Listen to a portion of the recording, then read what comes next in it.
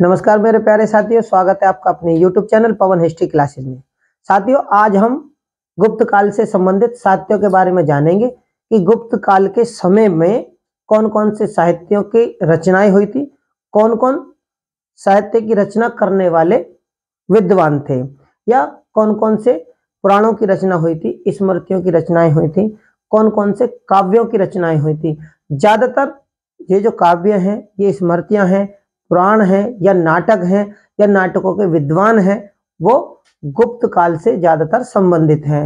और केवल इस वीडियो के माध्यम से हम गुप्त काल से संबंधित, चाहे वो नाटक हैं, स्मृतियां हैं, पुराण हैं, काव्य हैं, ठीक है ना, तो हम उनके बारे में जानेंगे, उनके विद्वानों के बारे में जानेंगे और उनसे संबंधित पेपरों में किस प्रकार से क्वेश्चन बनते हैं उनके बारे में हम जानेंगे। तो मेरे प्यारे साथियों, देरी ना करते हुए शुरू करते हैं गुप्त काल और संस्कृत भाषा और साहित्य के बारे में। केवल ये वीडियो साहित्य से ही संबंधित है। हम जानेंगे कि कौन कौन से विद्वानों ने किस प्रकार के ग्रंथों की रचना की थी, या नाटकों की रचनाएं की थी, या स्मृतियों की रचना हुई थी, या पुराणों की रचना हुई थी, और उनके अंतर्गत कौन कौन से ऐसे महत्वपूर्ण वाक्य हैं जिन पर पेपरों में क्वेश्चन पूछे जाते हैं। ज्यादातर जो क्वेश्चन अभी तक पूछे गए हैं वो मिलान के लिए ज्यादातर पूछे जाते हैं, क्योंकि कंपटीशन बहुत ज्यादा टफ है, तो मोटे स्तर पर ज्यादा नहीं पूछे जाते, लेकिन इनके अंदर क्या चीज महत्वपूर्ण है उनसे संबंधित अब जो पेपरों में आते हैं उनसे संबंधित क्वेश्चन बहुत ज्यादा आते हैं। तो देरी ना करते हुए शुरू करते हैं गुप्त काल। और क्या है, संस्कृत भाषा या साहित्य का विकास किस प्रकार से गुप्त काल में या गुप्त समय के अंतर्गत, ठीक है। सबसे पहले बात करते हैं हम रामायण की, जो कि गुप्त काल में बनी थी। इसका सबसे पहला उल्लेख, क्योंकि रामायण या महाभारत जो इनका संकलन है, यानी कि जो इनकी अंतिम रूप से इनकी रचनाएं हुई थी, संकलन हुआ था, वो 400 ईस्वी के आसपास हुआ था। और 400 ईस्वी का समय का मतलब है उस समय गुप्त शासकों का शासन था। इसलिए इस वीडियो में केवल गुप्त काल से ही संबंधित नाटक, काव्य, स्मृतियां, पुराण या विद्वान और उनके अंतर्गत रचे गए नाटकों के बारे में हम जानेंगे, ठीक है। तो रामायण, अब और मैं साथ के साथ उदाहरण के तौर पर आपको यह भी जानकारी देने की कोशिश करूंगा कि एक ही वाक्य पर किस प्रकार से क्वेश्चन पेपरों में बन सकते हैं। जैसे रामायण, इसका पहला उल्लेख, रामायण का पहला उल्लेख हमें कहां से मिलता है, तो जैन और बुद्ध लेखकों के द्वारा। गुप्त काल से रामायण का हमें पहला उल्लेख जैन बुद्ध लेखकों के द्वारा। इसमें क्या कौन कौन से वाक्य महत्वपूर्ण बनाते हैं, इस काव्य को कौन कौन से वाक्य महत्वपूर्ण बनाते हैं उनके बारे में जानते हैं। इसमें 6000 श्लोक थे शुरू में, सबसे पहले 6000 श्लोक थे, उसके बाद में इसमें 12000 श्लोक हुए और उसके बाद में इसमें 24000 श्लोक हो गई, ठीक है। और इसके संकलनकर्ता यानी कि जो इनके रचयिता वो कौन से थे, महर्षि वाल्मीकि। अब मेरे प्यारे साथियों, मैं आपको उदाहरण के तौर पर किस प्रकार से क्वेश्चन पेपरों में बनते हैं उनके बारे में हम थोड़ा सा जान लेंगे एक मोटे से स्तर पर। वो कैसे, अगर इससे संबंधित क्वेश्चन आता है तो वो कौन कौन से क्वेश्चन किस प्रकार से आ सकते हैं उनके बारे में जानते हैं। सबसे पहला क्वेश्चन जो बनेगा वो ये बनेगा कि सबसे पहला उल्लेख रामायण का किनके द्वारा आया, या फिर क्वेश्चन ये बन सकता है कि जैन और बौद्ध लेखकों के द्वारा पहला उल्लेख हिंदी साहित्य का, ठीक है ना, यानी रामायण का किनके द्वारा आया, कब आया, या फिर इसमें कितने कितने श्लोक थे, या फिर इनके संकलनकर्ता ऋषि का नाम। केवल इनसे ये रामायण से महत्वपूर्ण वाक्य हैं जो कि पेपरों में ज्यादातर पूछे जाते हैं। अब हम बात करते हैं महाभारत के बारे में। गुप्त काल में ही इसका संकलन हुआ था। महाभारत का, इसका जो पहला उल्लेख है, महाभारत का पहला उल्लेख आया था अश्वलायन के गृह सूत्र में, इंपॉर्टेंट, अश्वलायन के गृह सूत्र में, और क्या, पाणिनि के अष्टाध्यायी में, पाणिनि जी के द्वारा लिखी गई अष्ट अध्याय में भी इनका उल्लेख मिलता है। इसके जो रचयिता हैं वो महर्षि व्यास, जिनको हम वेद व्यास भी बोलते हैं, रचयिता व्यास यानी वेद व्यास जी। और इसमें क्या थे, इसमें सबसे पहले 8800 श्लोक यानी 8800 श्लोक थे।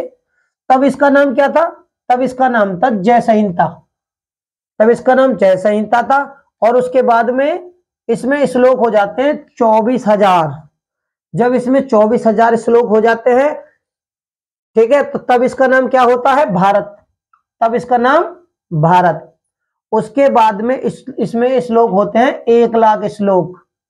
अब जब इसमें 1,00,000 श्लोक हो जाते हैं तब इसका नाम होता है सत सहस्त्री संहिता, सत सहस्त्री संहिता, या इसे महाभारत नाम से फिर जाना गया। दोनों काव्यों का संकलन मैंने आपको बताया, ये जो दोनों काव्यों को अंतिम रूप से संकलन हुआ था वो कब था, उसका समय तो 400 ईस्वी।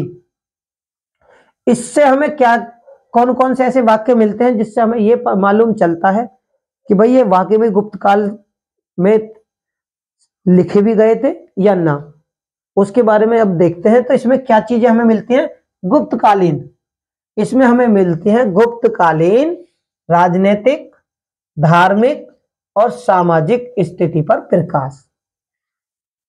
महाभारत से संबंधित ये महत्वपूर्ण वाक्य हैं और इन पर किस प्रकार से पेपर में क्वेश्चन बन सकते हैं उनके बारे में अब हम जान लेते हैं। उदाहरण के लिए भाई, जब आपको ये चीज मालूम होंगी तो आप किसी भी क्वेश्चन को आसानी से हल कर दोगे पेपरों में। अब मैं आपको उदाहरण के तौर पर समझाने की कोशिश करूंगा कि किस प्रकार से पेपरों में इनसे क्वेश्चन बन सकते हैं। नंबर 1 क्वेश्चन जो बनेगा, पहला उल्लेख महाभारत का कब हुआ, किसके द्वारा हुआ, किसमें हुआ, तो आप अश्वलायन जी गृह सूत्र। दूसरा यह क्वेश्चन बन सकता है कि अष्टाध्यायी में कौन सा किस महाकाव्य का नाम है, या पाणिनि जी के द्वारा अष्टाध्यायी में, यह ऑप्शन में दे दिए जाएंगे कौन से काव्य का नाम आता है। तीसरा, सबसे पहले इसमें कितने श्लोक थे, ये क्वेश्चन बन सकते हैं कितने श्लोक थे, या फिर दूसरे नंबर पर कितने श्लोक थे, या फिर तीसरे नंबर पर कितने श्लोक थे। जब इसमें 8800 श्लोक थे तब इसका क्या नाम था, या फिर 24,000 श्लोक होने पर इसका क्या नाम था, ठीक है ना। इस प्रकार से इसका समय पूछ लिया जाएगा 400 ईस्वी। या फिर यह क्वेश्चन बन सकता है कि कौन से काव्य में गुप्तकालीन सामाजिक, धार्मिक और आर्थिक या राजनीतिक दर्शन पर या उसके बारे में जानकारी मिलती है। तो ये कुछ मोटे मोटे मैंने क्वेश्चन आपको बताए कि इनसे संबंधित क्या चीजें पेपरों में पूछी जा सकती हैं। बात करते हैं गुप्त काल में क्या था, पुराणों की। भाई देखो, हमने रामायण के बारे में जान लिया, महाभारत के बारे में जान लिया, अब बातें करते हैं पुराण। इनका जो संकलन काल है वो क्या है, संकलन काल जो ये लिखे गए थे गुप्त काल में, इनका जो संकलन काल है क्या है, ये लिखे कब गए थे, गुप्त काल में। इनके रचयिताओं के हमें मालूम नहीं है, पुराणों के रचयिताओं के हमें मालूम नहीं है। यहां से देखो समझने वाली बात कि इनके रचयिताओं की तो मालूम नहीं है, लेकिन परंपरा के अनुसार, भाई परंपरा यानी हिंदू परंपराओं के अनुसार या वैदिक परंपरा के अनुसार इनके जो रचनाकार माने जाते हैं वो कौन है, कृष्णद्वैपायन वेद व्यास।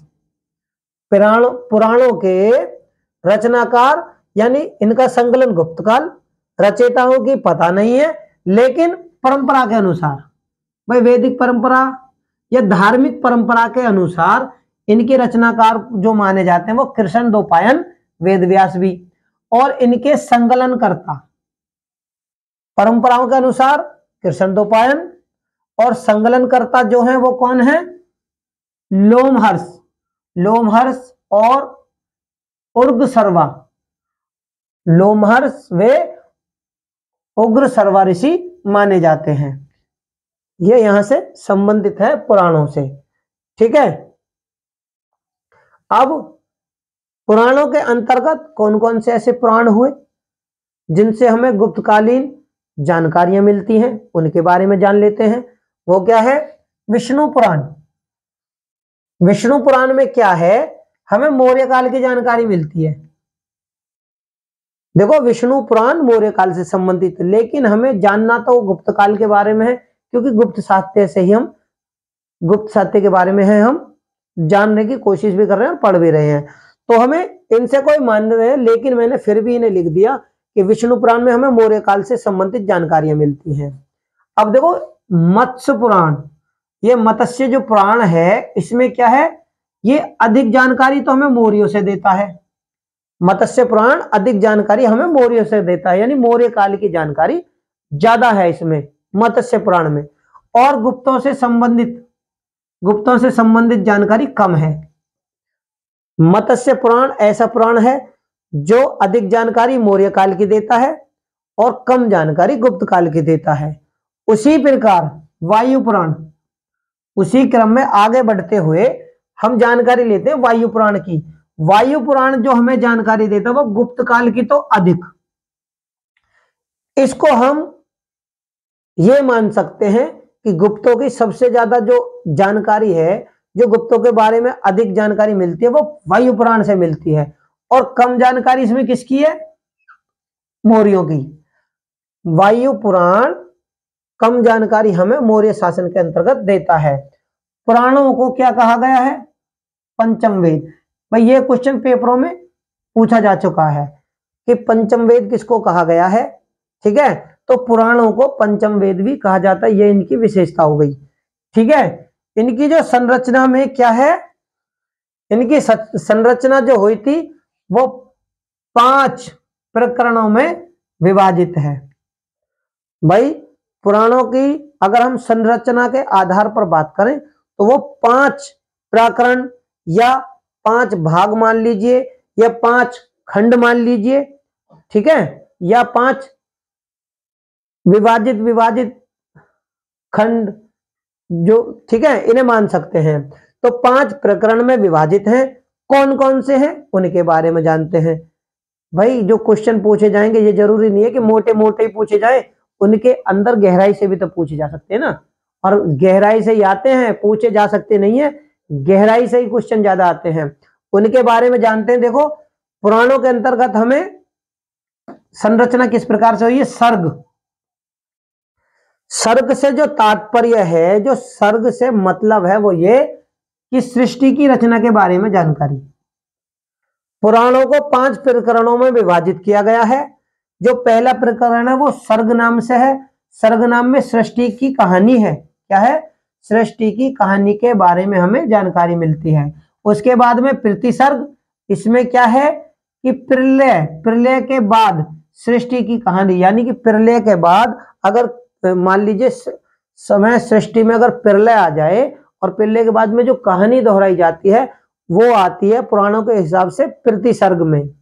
इसी प्रकार वंश, इसमें क्या जानकारी है पुराणों से कि देव ऋषियों की कथाएं हैं। इसमें वंश में देव ऋषियों की कथाएं हैं। मनवंतर, ये मनवंतर में क्या है? विभिन्न काल। मनवंतर में क्या है? विभिन्न काल के मनु की कहानी, जो मनु थे उनकी कहानी हमें कहां से मिलती है? तो मनवंतर से। और वंशानुचरित, इससे क्या मिलती है? वंशानुचरित, विभिन्न राजवंश और शासकों का वर्णन। विभिन्न राजवंश और शासकों का वर्णन। अब हम इस प्रकार से कह सकते हैं कि पुराणों को 3, यानी वायु, मत्स्य, विष्णु, मत्स्य और वायु पुराण है। ठीक है, पुराणों को पंचम वेद कहते हैं। ठीक है, लेकिन अगर इनके हम संरचना की बात करें तो पुराणों के 5 प्रकरण हो गए। कौन कौन से प्रकरण? सर्ग, प्रतिसर्ग, वंश, मनवंतर, ठीक है, और क्या है? वंशानुचरित्र। ये 5 प्रकरण हैं और उन प्रकरणों के अंतर्गत कौन कौन से महत्वपूर्ण वाक्य हैं या इनके अंतर्गत कौन कौन सी ऐसी तथ्य हैं जो महत्वपूर्ण है, जो कि पेपरों में पूछे जा सकते हैं, हमें उनके बारे में जान लिया कि भाई सर्ग में सृष्टि की कहानी आती है, प्रतिसर्ग में प्रलय के बाद सृष्टि की कहानी, वंश के अनुसार देव ऋषियों की कथा आती है और मनवंतर में हमें मनु की कहानी मिलती है। वंशानुचरित में हमें विभिन्न राजवंश, शासकों का वर्णन और इतिहास निर्माण में उपयोगी, हम इनको इतिहास निर्माण में उपयोगी मान सकते हैं। और पुराणों के विभाजन की बात करते हैं। क्या? पुराणों के विभाजन की बात करें तो पुराणों को 3 भागों में बांटा गया है, अगर मोटे स्तर से हम कहें। 3 भाग कौन कौन से हैं? ब्रह्मा विषय, विष्णु विषय और शिव विषय। ये 3 विषय हैं पुराणों के। लेकिन इनके अंतर्गत कौन कौन से ऐसे महत्वपूर्ण वाक्य हैं जो कि पेपरों में पूछे जा सकते हैं, उनके बारे में अब जान लेते हैं। तो उनके बारे में क्या जानते हैं कि पुराणों का विभाजन क्या हुआ है? ब्रह्मा विषयक यानी ब्रह्मा विषय 6 भाग। क्या थे? 6 पुराण है इसके। ब्रह्मा विषय या ब्रह्मा विषयक के 6 पुराण हैं और ये किससे संबंधित है? रज से।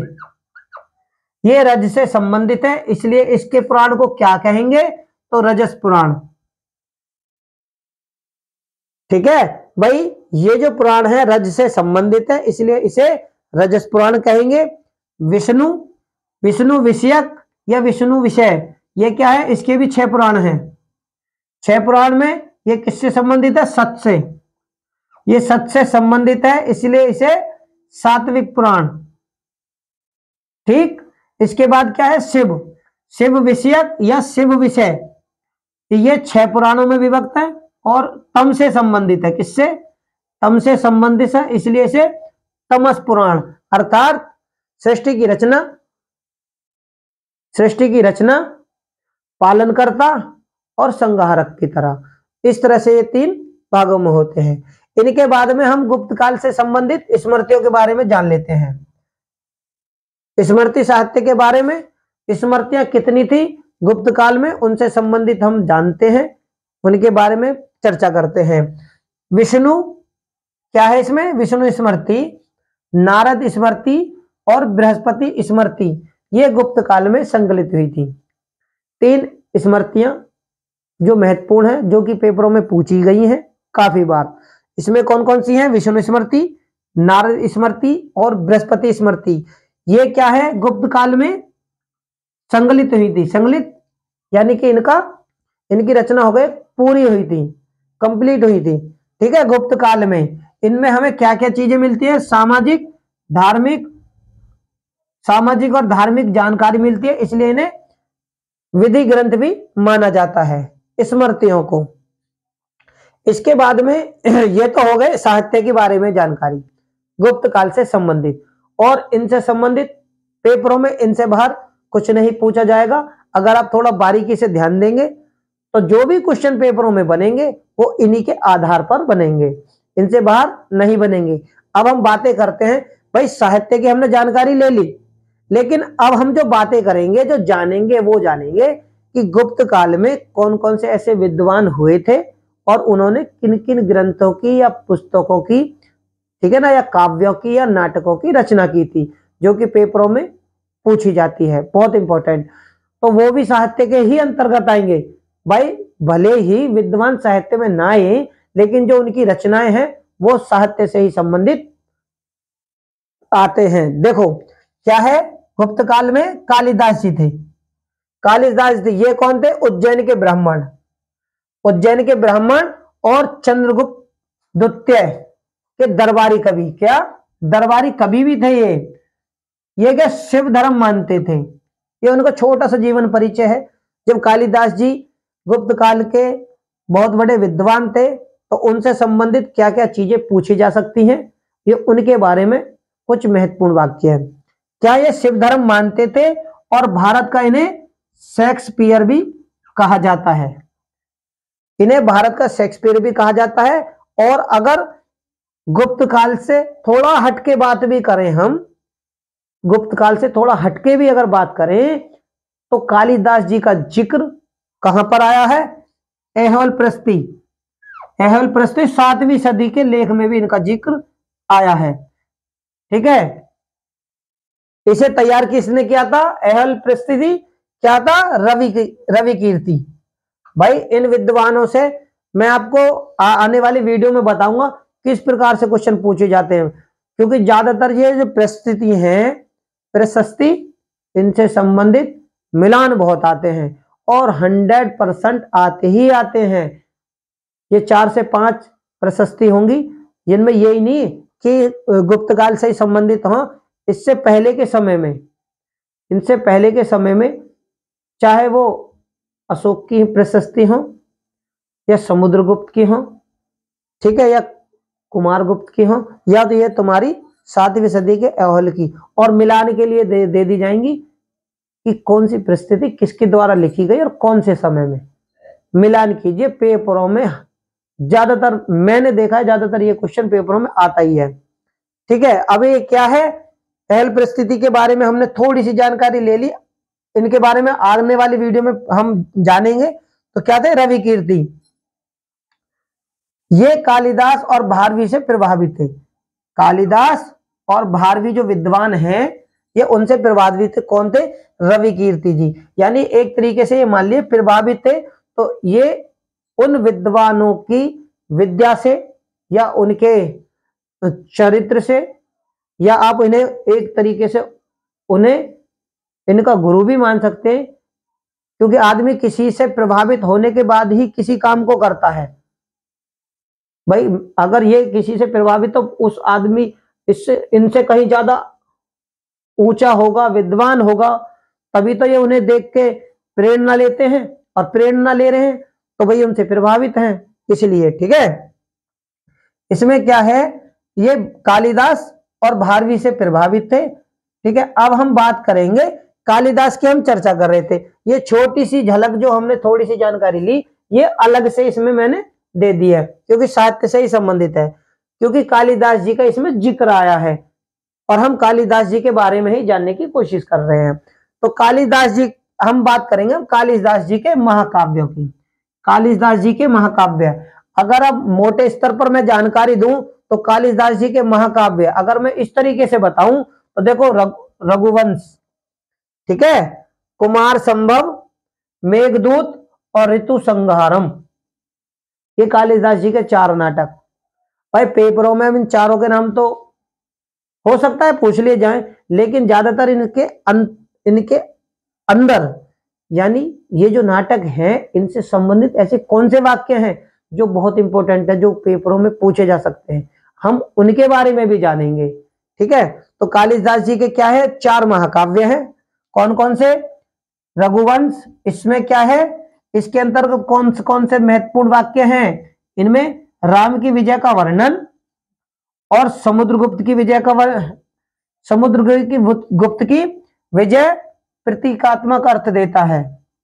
यानी ये क्या करते हैं, रघुवंश में राम जी की विजय को जो शेयर दे रहे हैं, एक कल्पना के तौर पर, भाई जो राम जी ने विजय करी थी, उसी प्रकार समुद्रगुप्त की जो विजय है, ये उनसे उनकी कल्पना करते हैं, यानी प्रतीक मानते हैं कि जिस प्रकार राम जी ने विजय करी, उसी प्रकार समुद्रगुप्त जी ने भी विजय करी।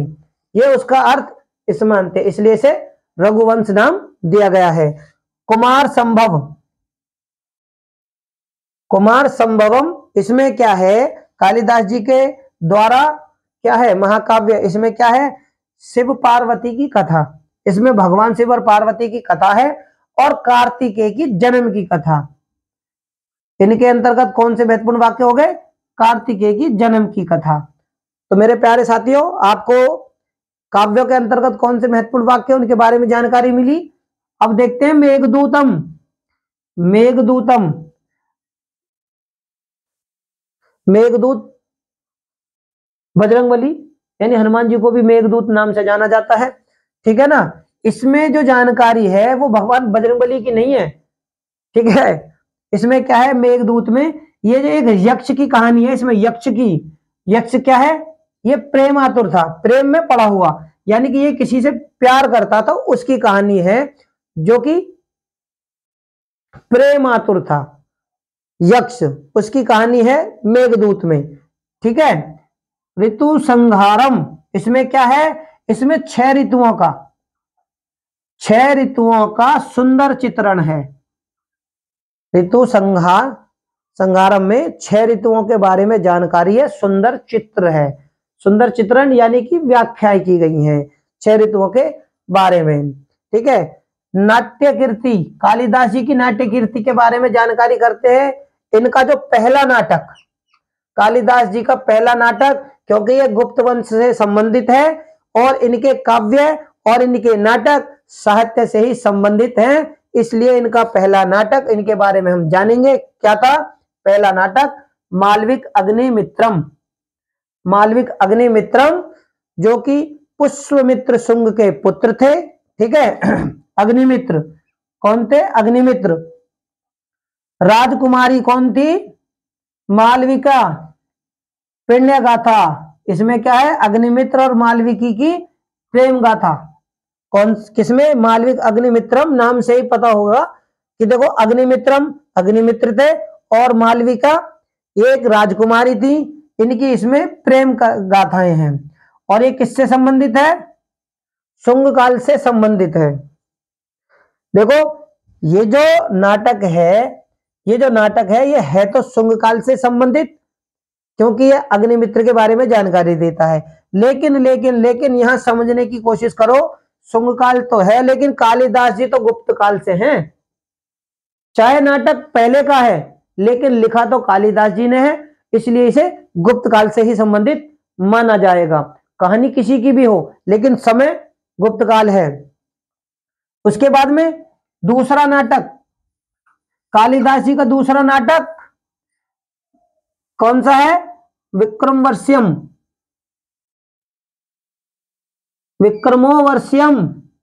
इसमें क्या है? उर्वशी। दूसरे नाटक में जो कि विक्रमो और उर्वश्यम है, विक्रमो उर्वश्यम, इसमें क्या है? उर्वशी और पूर्वा की कथा। इसके जो कहानी के पात्र हैं इंपोर्टेंट, उर्वशी और पूर्वा की कथा है। और इसमें राजा विक्रम है जो नायक है, राजा विक्रम की पुण्य गाथा यानी प्रेम गाथा है, प्रणय गाथा है राजा विक्रम की। तीसरा नाटक, कालिदास जी का तीसरा नाटक कौन सा है? अभिज्ञान शकुंतलम। भाई नाटकों के बारे में पेपरों में पूछा जाता है, ये आपको भी मालूम है, इसलिए इस पर थोड़ा गौर कीजिए। मैं इनके अंतर्गत कौन से वाक्य हैं, क्योंकि नाटक किन से संबंधित है उनके बारे में भी तो जान लेते हैं। तो ये क्या है? अभिज्ञान शकुंतलम में क्या है? दुष्यंत और शकुंतला की प्रेम कथा, दुष्यंत और शकुंतला की प्रेम विवाह की कथा, ठीक है। इसमें अभिज्ञान शकुंतलम, दुष्यंत जिनके पुत्र के नाम पर हमारे देश का नाम भारत पड़ा, दंत कथाएं पुराने जमाने की, ठीक है। चौथा नाटक, कालिदास जी का चौथा नाटक कौन सा था? कृतार अर्जुनियम।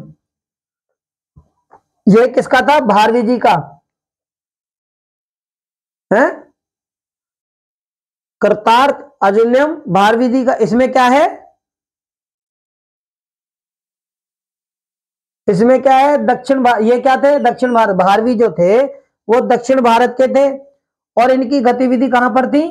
भाई है तो दक्षिण भारत के लेकिन उत्तर भारत में ये ज्यादा थे, उत्तर भारत में इनकी गतिविधियां ज्यादा थी, यानी रुचि जो थी है साउथ के, लेकिन ये उत्तर भारत में यानी नॉर्थ में ज्यादा गतिविधियां करते थे। इनकी जो रचना है कौन सी है? महाभारत। इनकी जो रचनाएं हैं भारवी जी की वो महाभारत के वन पर्व पर आधारित हैं। क्या? वन पर्व पर आधारित हैं। उसके बाद में जो गुप्त काल से संबंधित ना वो है क्या है, नीतिसार। नीतिसार किसकी है, कामंदक जी की। नीतिसार के लेखक कामंदक जी, रचनाकार कामंदक जी। इसमें क्या है, ये जो लिखी गई किस पे, राजनीति के सिद्धांत पर। ये राजनीति के सिद्धांत पर है और इसे अर्थशास्त्र की, यहां पर इंपॉर्टेंट चीज है, अर्थशास्त्र की लघु टीका भी इसे कहते हैं। क्या, लघु टीका इसे कहते हैं। इसमें क्या चीज है, इसमें विष्णुगुप्त यानी ये कौटिल्य जी के नाम है। कौटिल्य जी का नाम क्या था, विष्णुगुप्त भी था, कौटिल्य भी था और चाणक्य भी था।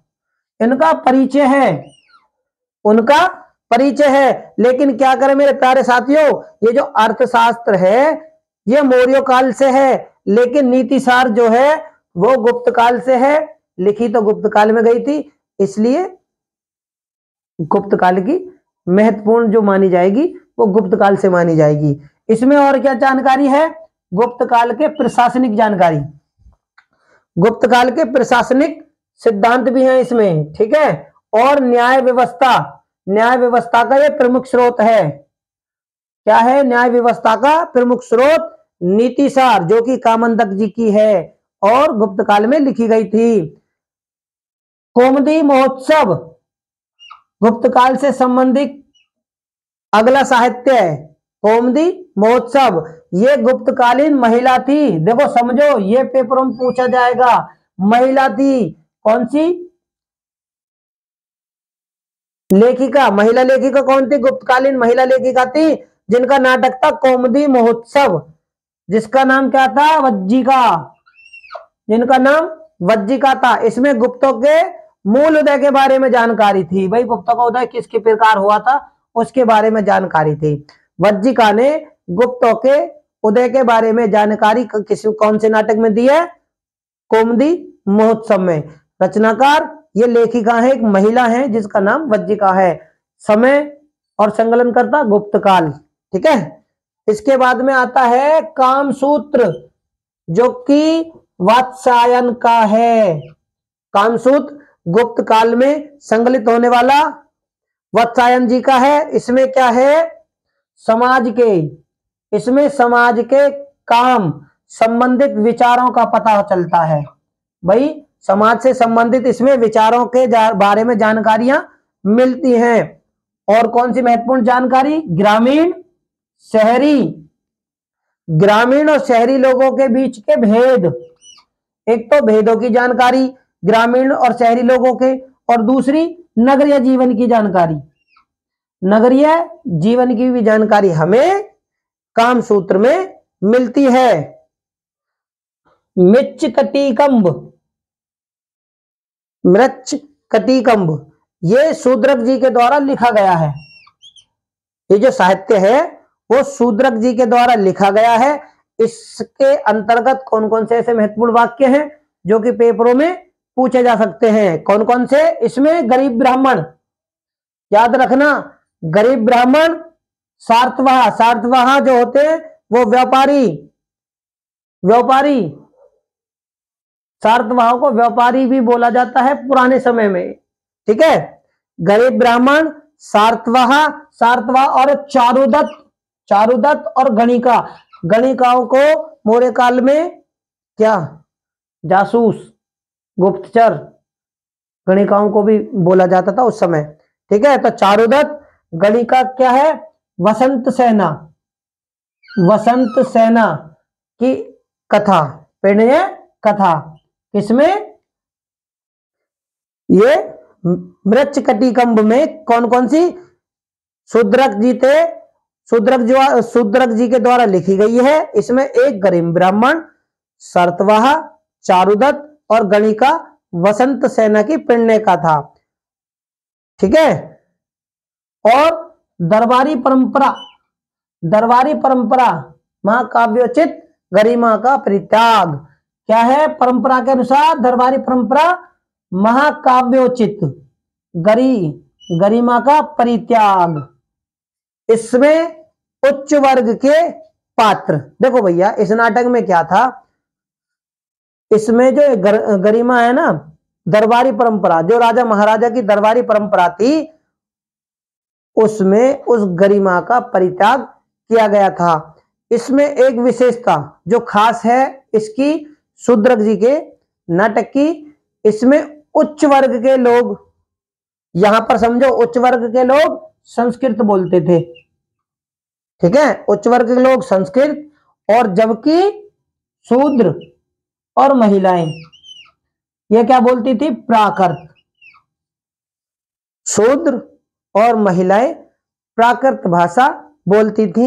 ये इस नाटक से संबंधित हमें देखो लेखक के बारे में जानकारी मिली, उनके अंतर्गत कौन कौन से ऐसे पात्र थे जिनके ऊपर ये लिखा गया था उनके बारे में, ठीक है ना, इसमें किस चीज का परित्याग किया गया उनके बारे में, और जो इसके पात्र थे ऊंचे वर्ग के क्या भाषा बोलते थे उसके बारे में, और जो नीचे वर्ग के निम्न वर्ग के और महिलाएं थी वो क्या भाषा बोलती थी उनके बारे में। तो मेरे प्यारे साथियों, उम्मीद करता हूं कि गुप्त काल से संबंधित साहित्य के अंतर्गत जो भी महत्वपूर्ण तथ्य थे जिनके बारे में पेपरों में पूछा जा सकता है उनके बारे में आपको विस्तार से जानकारी मिली होगी। तो मेरे प्यारे साथियों, अगर मेरी वीडियो आपको अच्छी लगे तो इसे लाइक, शेयर और चैनल को सब्सक्राइब करना ना भूलें, बेल आइकन को दबाना ना भूलें, और डिस्क्रिप्शन बॉक्स में लिंक दिया हुआ है उस पर जाकर मेरी पुरानी वीडियो को देख सकते हैं। धन्यवाद।